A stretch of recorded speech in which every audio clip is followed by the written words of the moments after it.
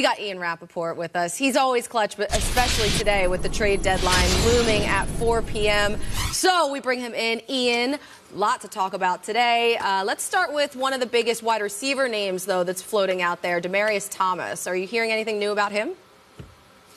Yeah, I know there are several teams involved in active discussions with the Denver Broncos about possibly trading for Demaryius Thomas. And, he said after the game he thought there was a 50-50 chance of him getting moved. I'd say it's probably a little better than that, and there is actually a good reason for it. It's not just that the Broncos are giving up on the season and they want to dump his salary.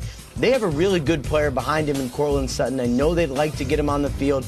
I would imagine if they get some sort of decent draft pick compensation, they end up moving him. And some of the teams involved here, the New England Patriots, Houston Texans are one of those teams interested. I know the Tennessee Titans were in the Amari Cooper sweepstakes. We'll see if they end up adding a receiver. The Philadelphia Eagles, there are enough interested teams that make you think something happens with Demaryius Thomas. As far as another big-name receiver, Golden Tate is another one that's been the subject of trade discussions. I know the Lions aren't shopping him, but they are getting some phone calls about possibly trading him, and they're going to drive a hard bargain. They're going to ask for a high price, potentially, as Tom Pelissero reports, a fourth-round pick, which would be a lot. We'll see if Golden Tate ends up staying. He told reporters yesterday he thinks he does end up staying. A couple other receiver names to watch. Pierre Garçon was one the 49ers have had conversations about, and then Laquan Treadwell, if a team is looking for a receiver, that is another one who could be available.